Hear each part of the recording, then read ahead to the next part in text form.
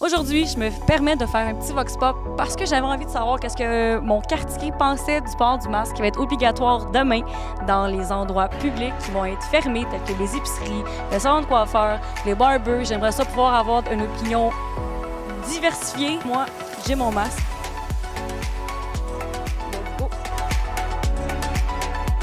Je pense que c'est une bonne chose dans la mesure où c'est une façon vraiment simple de limiter comme la propagation du virus, mais en même temps, je comprends pas pourquoi ils le font maintenant, alors que ça fait comme tellement de mois qu'on est en pandémie. Pourquoi ça n'a pas été fait plus tôt alors que maintenant c'est un peu la fin? Ils vont tous nous faire un test. Moi, je suis très d'accord avec ça. Oui, absolument. Nous, de toute manière, depuis vraiment presque le début de la pandémie, aussitôt qu'on va dans des lieux fermés, on a notre masque. Ça fait longtemps que je le porte parce que je suis diabétique, puis c'est un peu dangereux d'attraper cette maladie-là. Fait que depuis longtemps que je le porte. Moi, je suis contre parce que c'est contre ma liberté. Détaillez-moi un peu pourquoi. Bien, parce que je vois que tout le monde, ils font comme des moutons, là. Qu'au début, ils disaient que le masque n'était pas efficace. Il y avait beaucoup de monde qui voulait les mettre au début. Il y a des jours qu'on entend des choses et le lendemain, on entend le contraire. Le masque n'est pas un moyen de prévention des infections dans la communauté. Si vous voulez prévenir les infections, ce n'est pas en portant un masque autour de vous, en touchant à des objets, en jouant avec le masque, en le portant à vos yeux et à votre nez que vous allez vous protéger. C'est pas le masque qui est important. Lavez-vous donc les mains. Le 18 juillet, le masque va être obligatoire partout au Québec, dans tous les lieux publics fermés, comme les commerces. Monsieur, je vois que vous portez votre masque d'une drôle de manière. Pourquoi? Parce que quand je suis tanné, je l'enlève. Tout est caché. Nous, on est le peuple, on sait rien. L'élite, il sait tout. Moi, je pense que c'est une très bonne idée. Qu'est-ce que vous pensez de ça, de devoir porter des masques pour aller faire l'épicerie, pour aller chez la coiffeuse? Ça va être obligatoire. Qu'est-ce que vous pensez de ça? C'est énervant parce que les masques étouffent. Ça aide pas parce qu'on pourra se protéger. Moi, je suis plutôt pour. J'ai plutôt tendance à penser qu'il faut mieux prendre les précautions avant plutôt que s'en rendre compte après. De porter le masque à l'extérieur, comme là, par exemple, on est dans un parc, non, je vois pas vraiment l'utilité. Le point de faible va être plus faible, vu que les gens ont porté du masque pour protéger les autres personnes alentour d'eux. Enfin, moi, ce que j'en comprends, c'est qu'en fait, le porter, c'est pour protéger les autres. Madame, que pensez-vous du port du masque qui va être obligatoire demain dans les lieux publics fermés?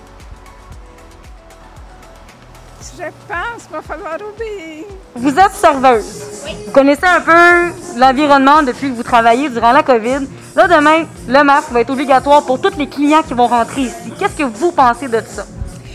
Moi, je trouve ça important. Non seulement, mettons, pour nous autres qui travaillons, les employés, mais aussi pour les clients. Parce qu'on s'entend que dans un bar, la propagation peut se faire assez rapidement. Donc, non, moi, je suis d'accord avec ça. Si tous les bars, tous les employés peuvent prendre les mesures nécessaires, je pense que déjà, on va continuer à avoir du fun. C'est vraiment étouffant, en fait. Je suis bronchite asthmatique, puis la respiration est extrêmement difficile avec tout ça. Là. C'est comme on est... Merci beaucoup. La pression du boss à côté d'elle faisait en sorte qu'elle ne voulait pas s'exprimer par rapport à ce sujet. Moi, je trouve que c'est important. C'est pour ça que je vais le mettre, parce qu'il faut vraiment qu'on dépeigne toutes les personnes actuelles qui vivent ça, parce qu'on le vit ensemble, il ne faut pas l'oublier. Fait qu'on va aller trouver d'autres mondes.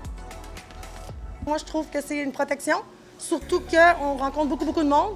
C'est sûr que si on est plus solitaire ou, on peut peut-être l'enlever ou se permettre, mais je trouve que dans des endroits publics, surtout les restaurants, les supermarchés, les métros, ça aussi, surtout les autobus, moi, je trouve que c'est très bien. Vous aimez mon masque? Oui, c'est pas mal intéressant. Ça reflète le feeling, l'émotion qu'on ressent à cause de ce virus. C'est sûr que j'ai peut-être une petite réserve parce qu'il y a des gens, pour des raisons médicales, qui ne peuvent pas en porter. Mais de façon, en général, je trouve que c'est bien. Là, vous sortez de la piscine, est-ce que vous travaillez ici ou vous allez vous baigner? Je travaille ici. Est-ce que demain, ça va être obligatoire de porter un masque pour aller se baigner? Non. Je sais que le chlore détruit le virus en 60 secondes. En même temps, je comprends qu'il y a des gens qui veulent pas le mettre, mais je me dis c'est tellement simple juste pour peut-être sauver des vies que, d'après moi, ça vaut la peine. Moi, je vais rentrer pour la dernière fois au Québec dans un lieu public qui va être fermé. Pas de masque. J'en profite. Il y a 3 mois, la population du taux de mortalité était plus élevée et c'était pas obligatoire. Et maintenant que le taux est plus bas, maintenant c'est obligatoire. Oui.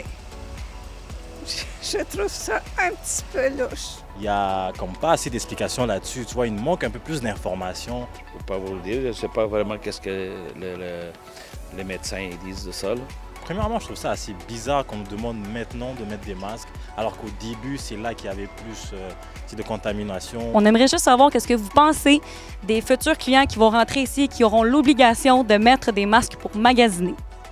Je trouve pas ça agréable pour les clients et d'exiger, nous, en tant que propriétaires et en tant que gérante, c'est un petit peu...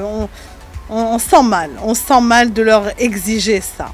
Et qu'est-ce qu'on fait lorsque, mettons, demain, un client se présente et qu'il n'a pas son masque? Qu'est-ce que vous pouvez faire, vous? Avec diplomatie, je vais essayer de lui faire comprendre que ça serait bien de mettre, mais avec beaucoup de tact et de diplomatie. Parce que c'est déjà très gentil quand on vient nous encourager et quand on vient acheter chez nous, c'est déjà très gentil. Alors je trouve que là, ça va un peu trop loin. Moi, je suis pour ça.